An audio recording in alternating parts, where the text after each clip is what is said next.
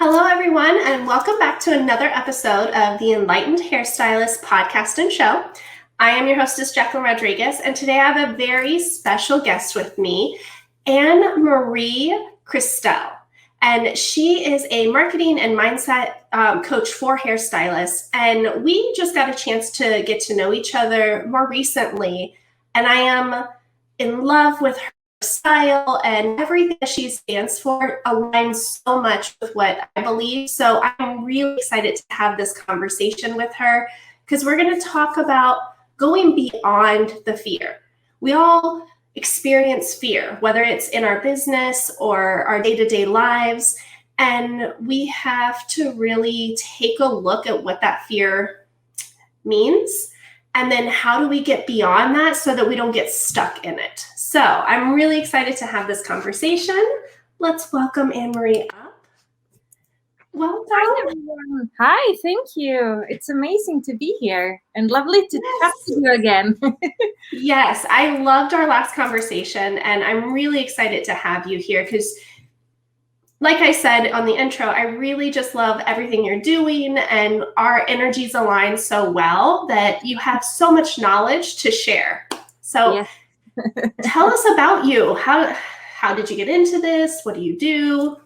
So for the past 20 years plus, I've been working as a hairstylist, and I became specialized in hair extensions and in creating dreadlocks as well, because I got really allergic to color and the perms and all of the chemicals people have in the salon that I could barely be in a regular salon environment anymore. So I focused more on creating art with hair as I see it when you create hair extensions and when you create dreadlocks and so on. And over the years, people kept on saying, please teach me what you do. And I kept on having this person nagging me over and over again. It came from many directions. And it actually went so far, I kept on saying no, that the universe literally paralyzed me for a week. I lost my whole feeling in my body. It was like when a leg fall asleep, my whole body was like that, and I was in bed for a full week. After one of my clients had been asking me, like, please teach me during a full day. And I said, no, I won't do it. And I was in bed for a week, and I realized that I have so much knowledge when it comes to hair. And if I would be selfish to not share it with the world. And I realized that, okay, the universe is giving me a super clear sign. Being alive, as it does. And when I actually just said, hey, what is this fear about? Why am I keeping saying no to actually teaching people? It was all about my own fear of, am I capable of actually teaching this? Am I capable of actually guiding someone and becoming the thing that I have been doing and creating and so on? And I just realized that the pull from the universe was so strong and so clear that I had to say yes. And it just drove me into a new path in life. And I found a true passion of actually realizing that helping others grow, either if it is styling hair or actually growing their business or growing your mindset, that has become like a true passion of mine. And it's really the thing that makes my heart sing. So Oh, I love all of this. So before we go on, I want to unpack a few of the things that you had mentioned there, because this was so juicy. First one was the being allergic to your environment as a stylist. And this is a very real thing. And it's really, I didn't go through an allergic reaction myself, but I know a lot of hairstylists, and it really was one of the biggest reasons why I specialized in holistic salon environment. And I really revamped the entire salon because so much of that was happening because of the toxicity and the chemicals in the day-to-day things we were using. So it's crazy how you had that, and then look at how you pivot it to something that allowed you to still be in the industry, still work with hair, but not be around those chemicals. And I know that there's so many people that, one, they either know how to pivot and they were able to, or they just got out of it completely. And one of my missions is really to create those environments so that we don't have to get out of it completely, and we can continue the passions that we have for hair. So that was one thing. How, has anything changed with that being, so when it came to my allergies, I am allergic to pollen. As if I will sneeze, I say I'm sorry. Everything is blooming here in Sweden at this moment. And what I noticed is that all of my allergies just became stronger and stronger the more I was using chemicals. The more I actually started to take that out of my life, the more I started to just eliminate everything. I realized that all of a sudden I wasn't red all over my hands. They weren't itchy anymore. My asthma was better. And as well as the skin on the head, everything was so much better comparing to when I was in the salon environment where we were 6 hairdressers consistently using chemicals on clients' hair 10 hours a day. I don't believe that is really good for your body. So I really, 100%. Yeah, I 100% agree with you. And the interesting thing that you said there is that it carried on to not only you being in the salon and having the reactions, and you had more severe reactions of the redness on your hands and the itchiness and everything. I personally didn't have those experiences, but what I noticed when I cut out all of the toxins, and I realized maybe 6 months after I did that all of a sudden I wasn't going home with these lingering headaches. Yes, I know. And I wasn't I wasn't out of breath as much. So it was those subtle notices that I saw after I had cut everything out. And now when I go into, if I step foot into a regular salon, immediately the smells and everything hit me so strong that it almost takes my breath away, because I've detoxed so much over the last 12 years of being in more of a holistic environment. Yeah. And I'm the same if I go into a perfume shop. It just, Yes. Back when we had the malls, well, because right now I never go to a mall because of COVID. And even before that, I'm not close. When you walk through those places where they've got all the perfume, I literally just run. I'm like, I don't want to smell anything. It's my worst nightmare to have to walk into bed, what was that one? Bath and Body Works. Okay. Or any, which is it's a full store dedicated to lotions and all these different body, things that we use that are so toxic. And I'm sorry for anybody who loves them, I can't. And they're so full of toxins. But I just run by the stores because I really have a strong reaction now, where before, and maybe some of our listeners are still in that environment and you don't notice it because it's become the normal for you. We're both here to say it's not normal. And it's really worth looking at the environment to see where you can cut some of that out. Yeah. And it can actually understand that it can have an impact on your body and it can have an impact on your health. And I'm a true testament to that. So. Yeah.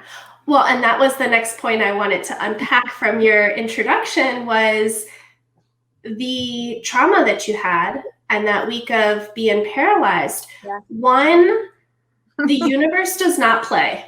I mean, seriously, the universe does not play. I know that in my own instances, when I don't listen to all of the time the universe and my higher self is trying to show me a path, it will stop me dead in my tracks. Whether I get sick, like really sick for a week, or get the flu or something like that, the universe does not play. So if you're not listening to that nudge, watch out, because things like this happen. And you going through that and then realizing that you had this beautiful gift to share with the world. Yeah. I love that. I think that we all have something, and we allow that fear to stand in our way because of the fear of judgment and the we're not worthy enough. Like, who am I to teach other people? I don't know everything. But we all have such unique, beautiful gifts that if we just step out of that fear, there's so much that we can give back to the world and make a huge difference. So I'm so glad that you did. And then, tell us about that. Like, how are you working beyond the fear now? So what I've noticed that I have had to do in my life is to really start to understand where in my life am I holding back? Where in my life am I not willing to show up 100%, doing the things that, oh no, I don't feel like that's like 100% today? Or where am I like being triggered by other people and like I would never do that because what will people think of me? And I realized that we are so programmed from an early age as kids, like by our parents, by society, but by how we're supposed to do. There's so much that people think that we should be this or do that or blah blah blah blah blah.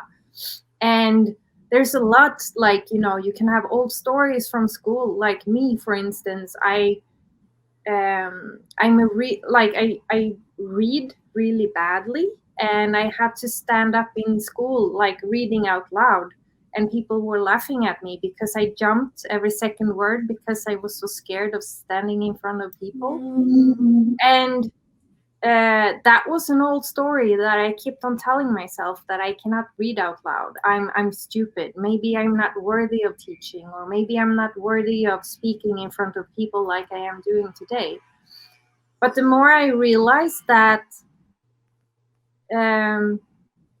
that's just old stories, that's not who I am today, and how can I not let these old stupid stories that we keep on telling ourselves about who we're supposed to be and show up more as who we are meant to be? And as you said, like, what is the best version of ourselves that we are really come here to be and flourish, and just take a leap step forward and forward towards becoming that person. And I think we also have to understand that we have our physical body, and I don't know how many years it has been that humans have been on Earth, that our body was created. I don't know. I'm not good at I'm numbers. not exactly sure either. But It's been a long time. yeah, a long time ago we came to Earth because being human, and fear was really about uh, keeping us safe from the tiger that you saw coming towards you, or keeping yourself safe from fire and so on. And it's a physical reaction that happens within ourselves, and stuff that happens in the brains that is triggering you.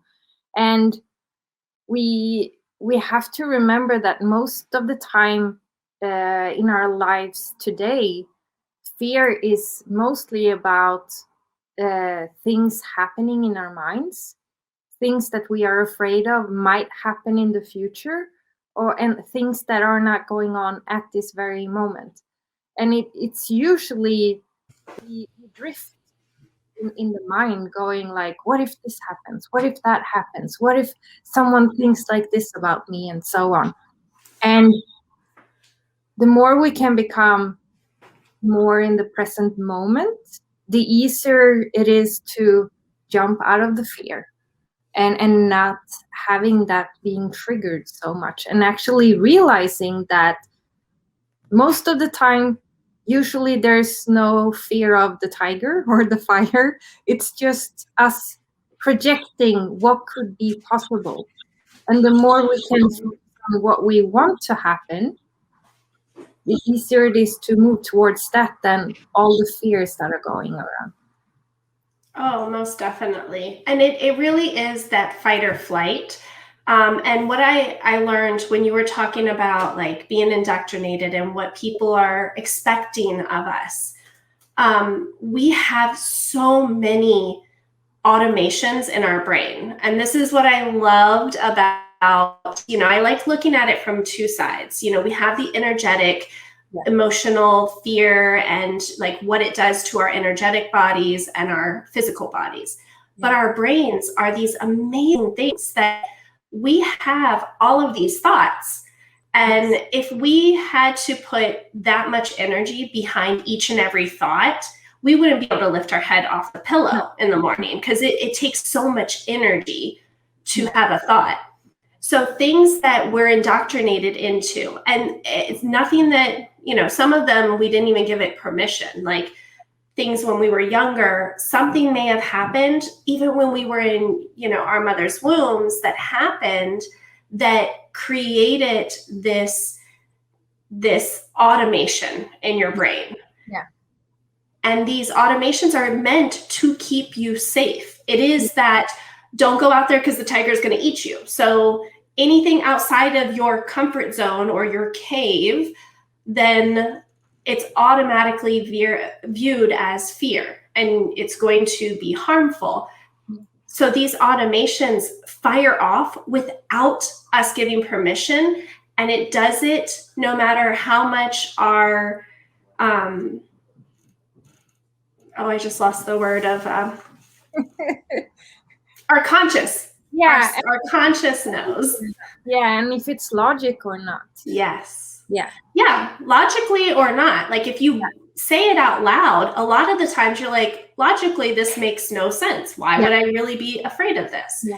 But your subconscious kicks in automatically when a thought and emotion have been put together and create that belief. Yeah. Then that belief is what's automated, and every single time something comes up as fear, that automation comes up. So that's why it's so important to go beyond the fear. And one of the ways I like to do that is to completely rewire the brain and take out those automations. Yeah. Which is just fascinating that we can do that. Yeah. Yeah, and I think it's also shining a light on all the fears that you actually have. Yeah. And actually understand that we have a lot of brain chatter that is going on in our heads. It keeps on blah blah blah blah blah all the time, and we really need to understand what is it that is on repeat, that is just consistently going on.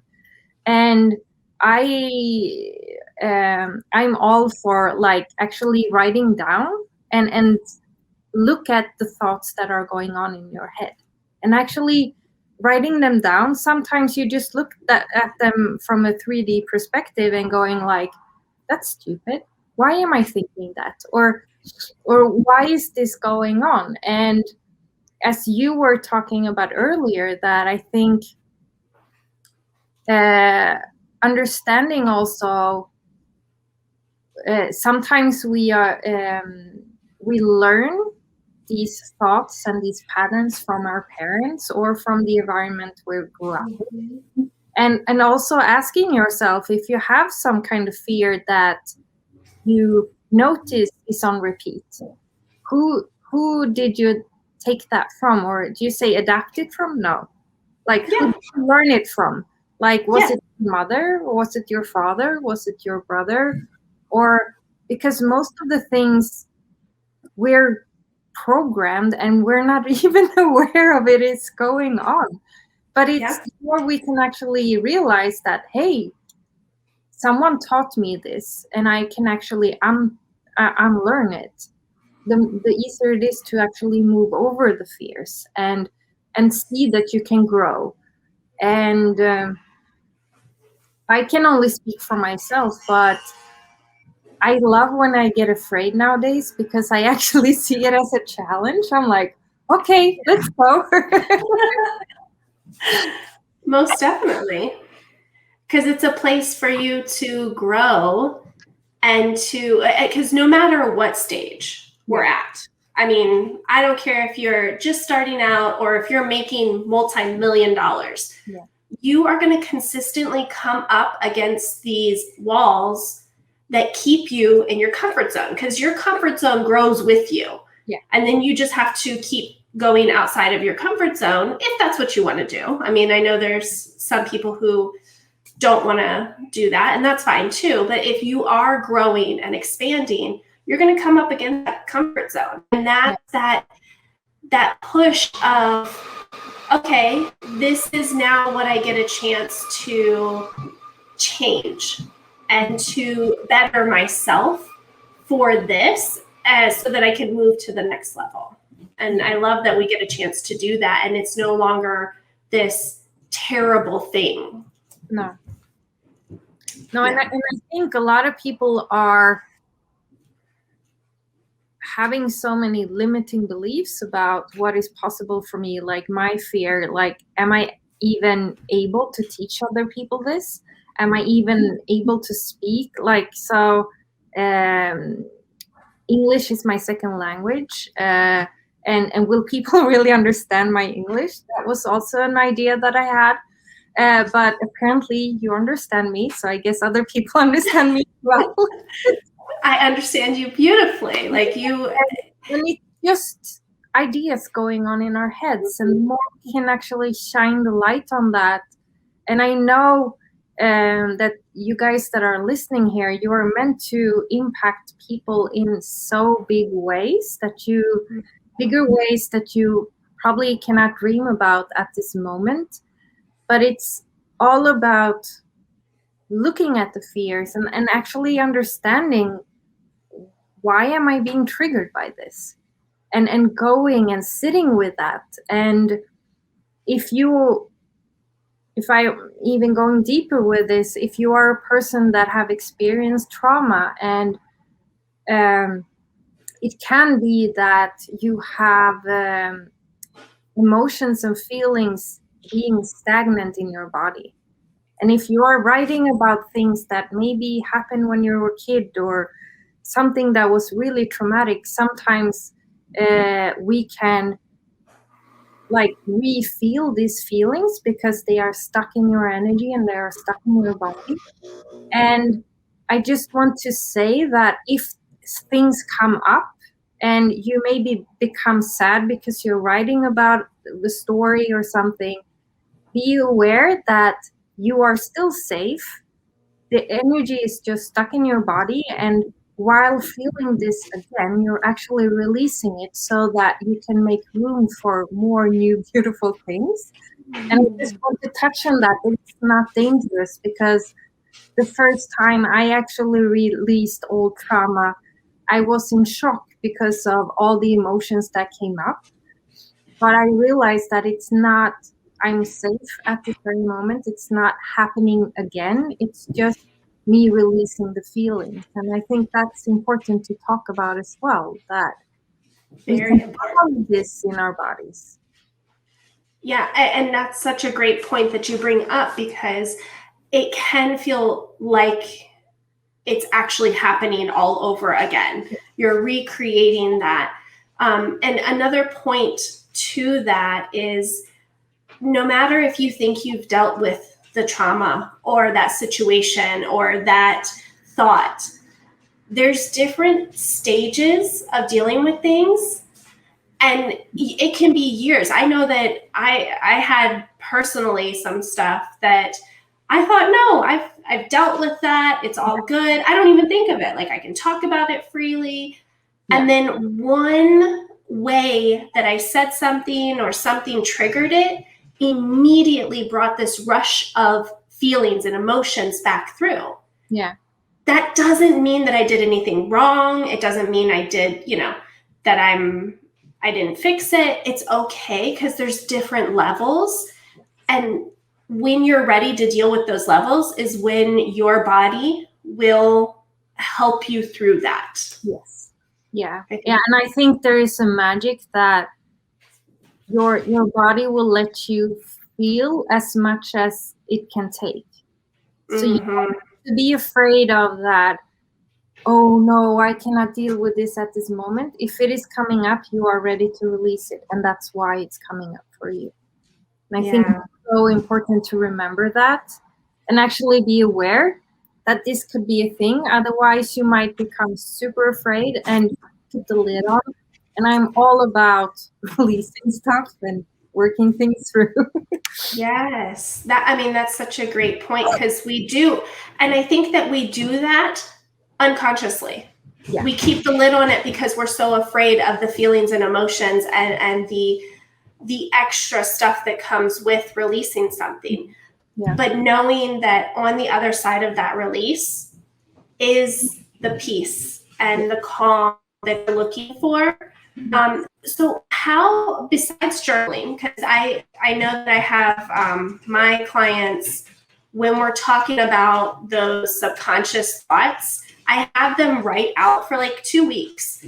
Yeah. Write out every single negative thought that comes up. Even if you say it multiple times, like, write it multiple times so that we can see what the root thought is in there. Yeah. How do you go about that with your clients? I would do the same, and I would also look at what could it be connected to. Is there a story? Where did it came from? And is there something that you actually can connect to, like, oh, that was what my mother used to say all the time, or that was who, blah, blah, blah, blah, blah. What is it connected to? And also look at it from a 3D perspective, because we can be so harsh towards each other. Like, no, I mean to ourselves. To ourselves, yeah. And this English, sometimes it's hard. Okay, I got you. But we can be so hard on ourselves and keep on, like, being evil towards ourselves. And sometimes when you write it down and look it from a 3D perspective, and like almost play a game, if your friend would be saying this to them, like, and asking you, is this something good or is this something bad, you would really, really help your friend. And can you help yourself with the thoughts that is going on in your head?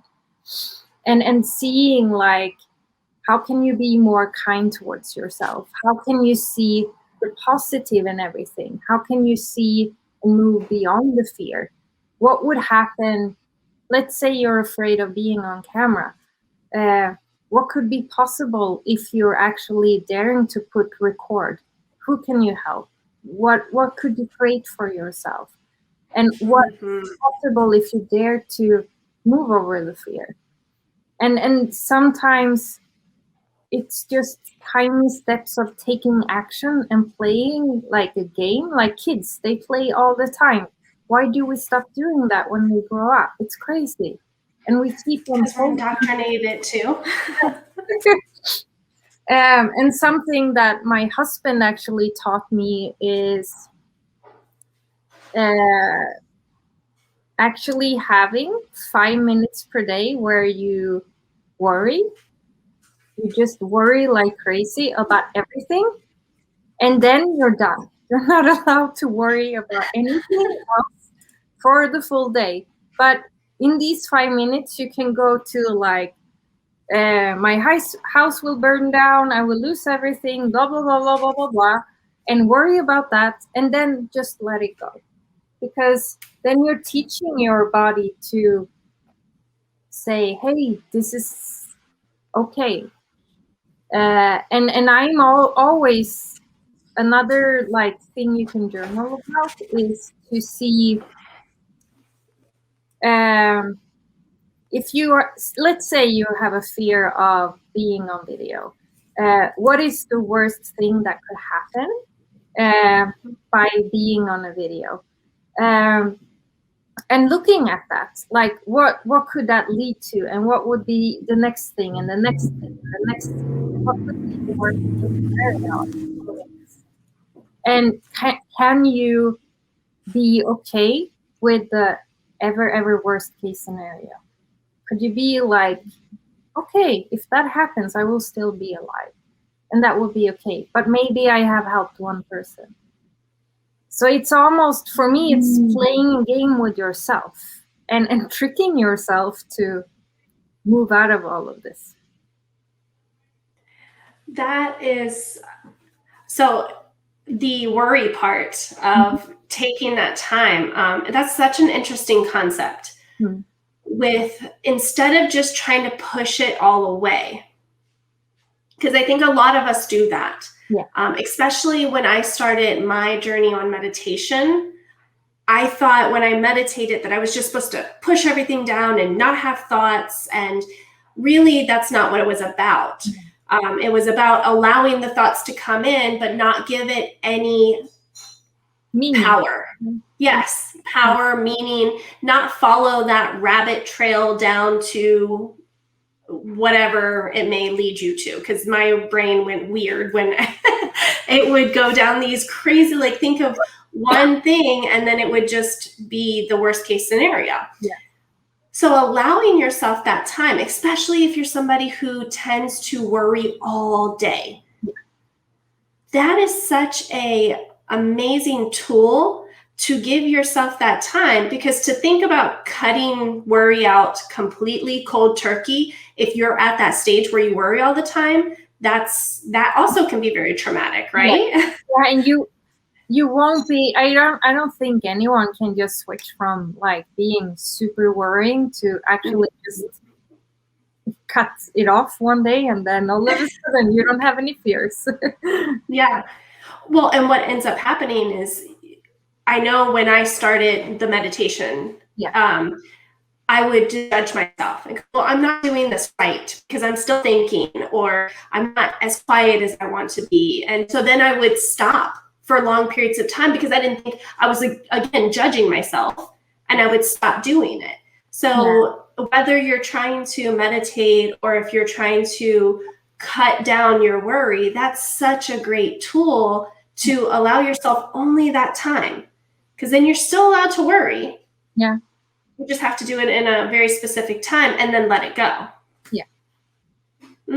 Do you have any suggestions? Like, do you have a ritual or something to allow yourself to let it go? I do. I actually cut cords towards my everything because I'm super energy sensitive, and I'm like being with people like my students and everything. I tend to take on a lot of things, and I have to consistently cut cords because I'm so intuitive as well. So I always also cut cords to my fears, to whatever it is that I'm attracting into my energy. So that is something that I do on a regular basis, and I have to do it every single day. If I can also just say that if you are a very, very highly energy sensitive person, I also want to just put this thought into your guys's minds that remember that even scrolling on social media, looking at the news and so on, you're actually taking energy on there as well. So cut the cords towards that as well, because you get so many impressions nowadays that you have to cut that out. And something you have to also be aware of, looking at fear, like, is it something that maybe you have read in a newspaper and you just go, oh no, what is that? So sometimes it can come from outside things as well into our lives that triggers us in really many different ways. So just be aware of that, and cutting the energy as well is so important. That's a very important thing, especially as hairstylists, because I know I'm not the only one where you're in the salon, you're dealing with, you have social media because you're scrolling through for marketing and for whatever we have to do, right? But then you also have each and every different individual client that sits in your chair.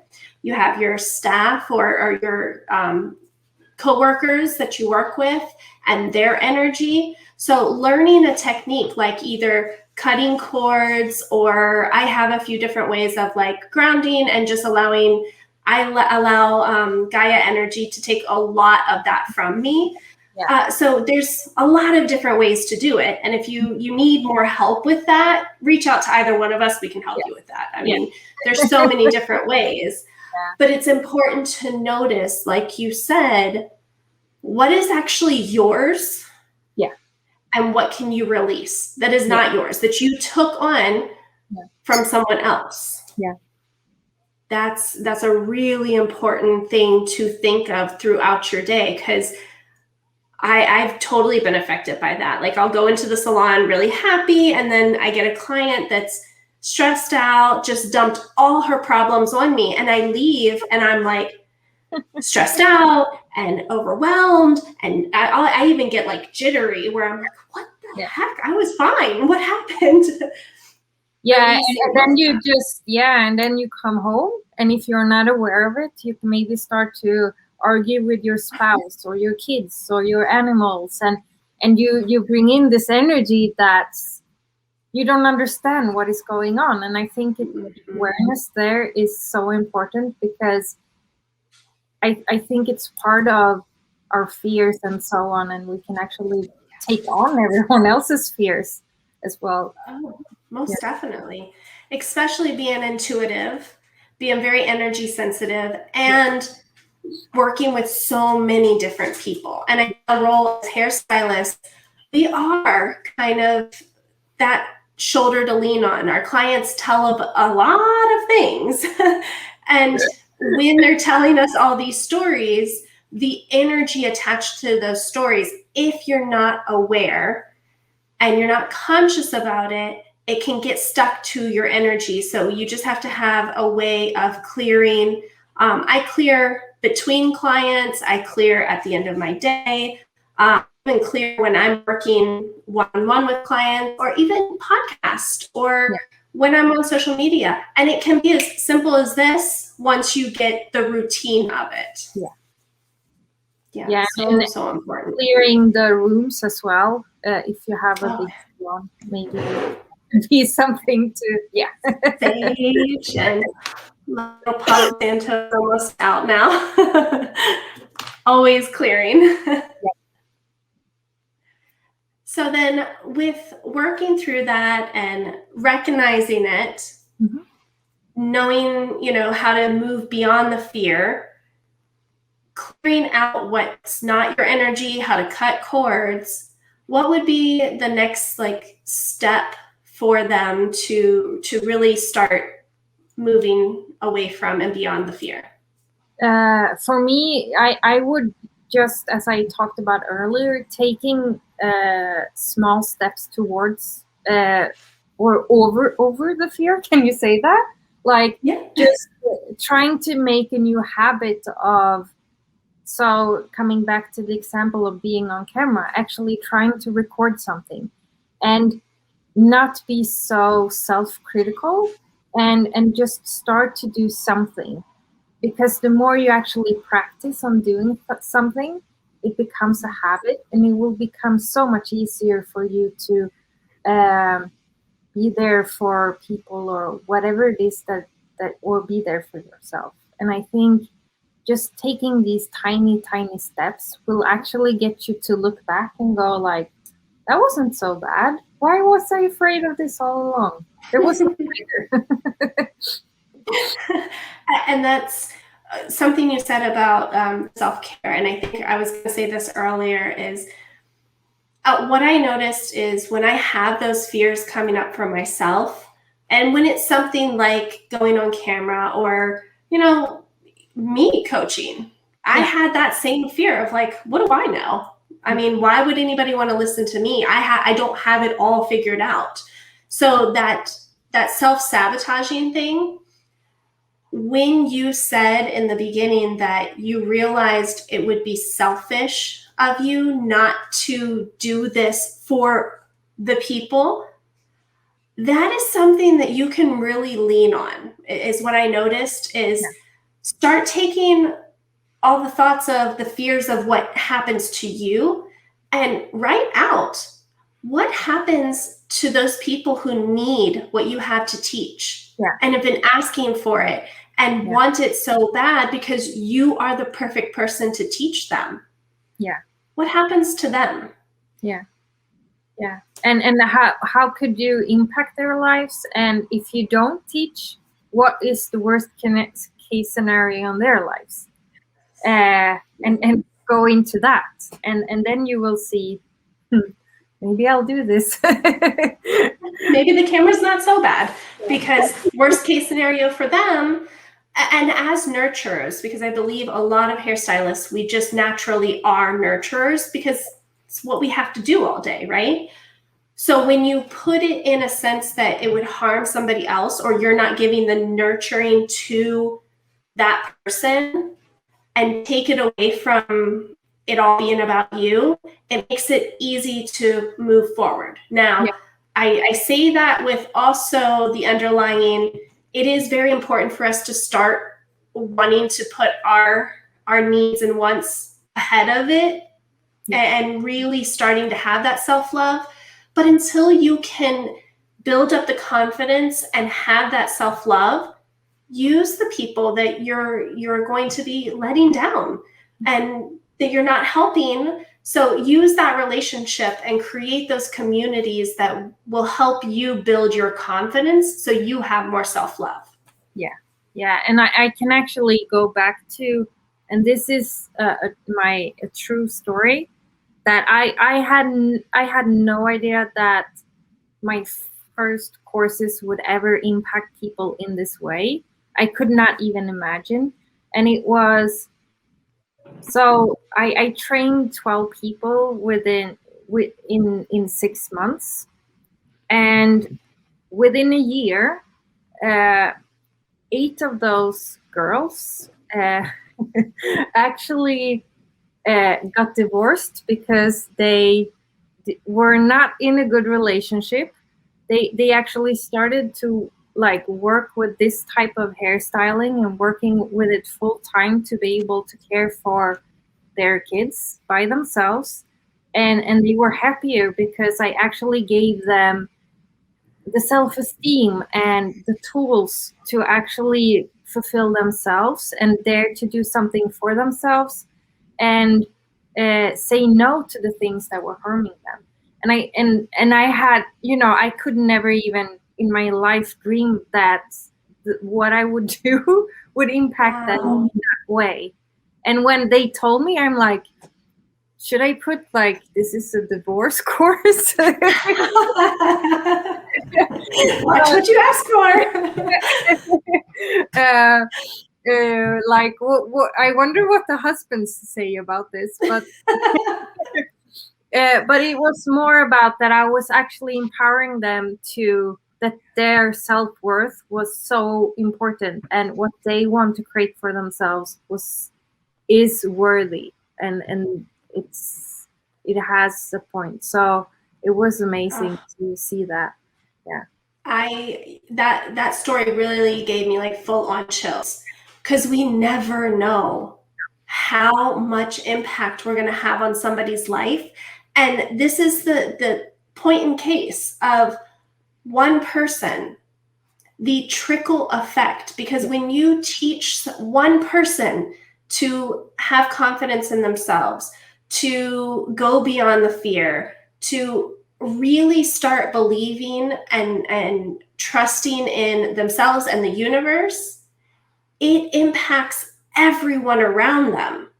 Yeah. So if you think of that like in an ocean of still water, and you take a rock and you drop it, the ripples that come off of that, that is essentially what you're doing when you help impact one person's life. And then you start to multiply that. Yeah. And it's this beautiful thing where we're actually raising the vibration of the world. Yeah. Yeah. And that's really how we can create change together. Yes. We cannot just point out this is wrong or that is wrong. I believe real change is actually going beyond our own fears, impacting real big change by actually becoming a better version of ourselves, and inspire others to do as well. Yeah, I agree. And that's why I love this work so much. Mm. And I get a chance to meet amazing human beings like yourself and everyone watching it. We both have worked through that fear, and I still have lots of fear that I work through every single day. Yeah, but I think the more you do it, it becomes more of a habit, and it's easier for you to actually release things faster. So the more you keep on doing these things, the easier it will become. I can say from my own experience that I've been working through a lot of trauma things, and I had to work through something here in February, and I was surprised. I'm like, did it go so fast? Like, am I already done? Am I not supposed to be depressed for like a week? And it was just within 2 hours, and I was shocked myself how fast I could go through the transformation. So the more we keep on doing this and releasing and letting go, the easier it will become. Yeah. And I agree. It does become this habitual thing that you start to do, because you're creating a whole new neural network that allows you to move through that fear. Because we are energetic beings, and literally we can manifest stuff with just our thinking. I mean, we can trick our brains into thinking that everything is perfectly fine, and we can move through things and manifest quickly. We have to learn how to do that, because we have been so taught that that's not possible. Yeah. And it is. You're proof of it. I'm proof of it. And we can continue to do that. And for anyone listening, if you do get stuck with that fear, it's okay to get stuck. And that's where you reach out and lean on someone. Yeah. Get that support. Don't just hold it all in. Get that support, because that's literally why you're in business, why you're doing the things, is to support people. Same for me. Yeah. Reach out and get that help where you need to, because then that only makes you a little bit stronger, And then the next time you can deal with your things and just moving out of that fear a little bit easier. Yeah. And sometimes we need to have help to go through stuff as well.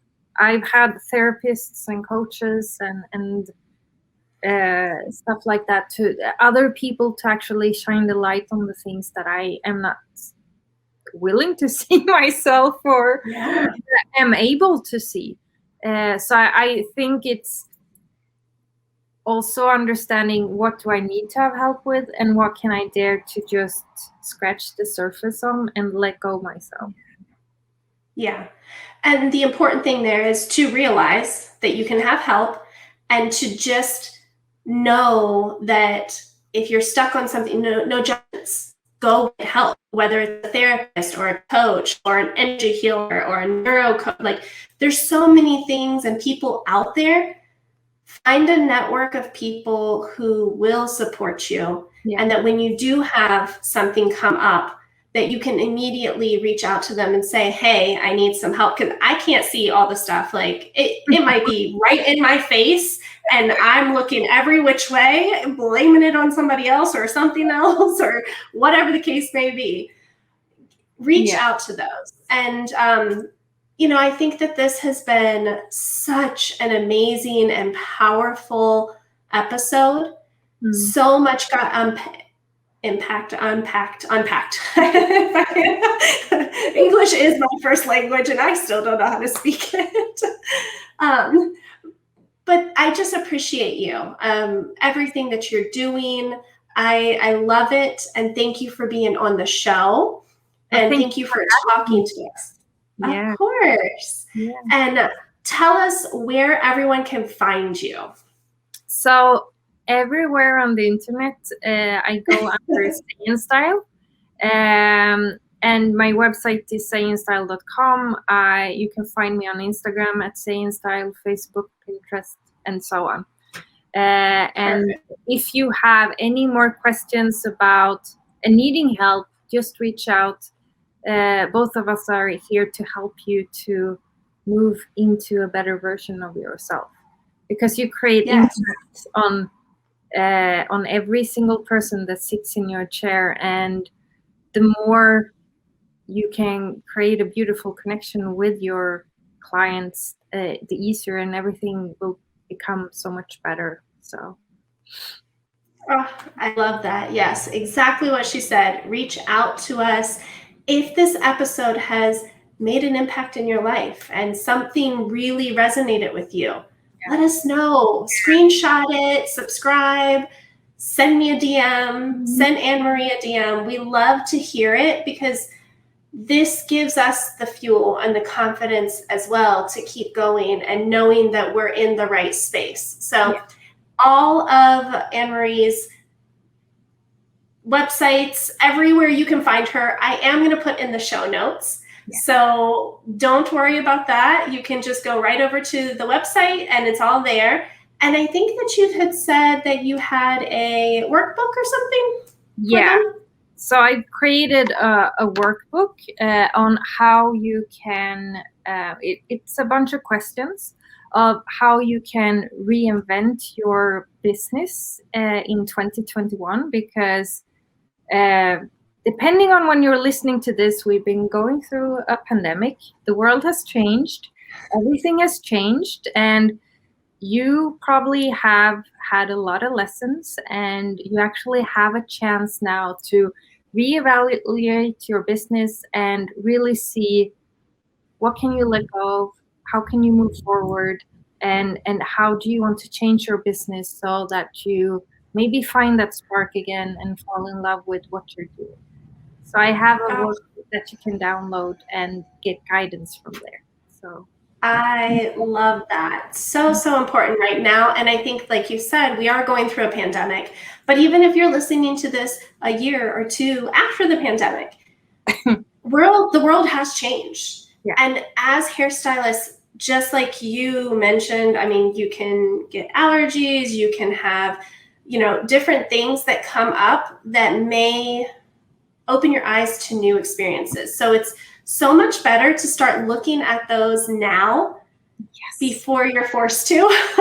And I would highly recommend download her workbook, go through it, and same thing, reach out to us, let us know how it went. And thank you again for being here. And thank you everyone for listening.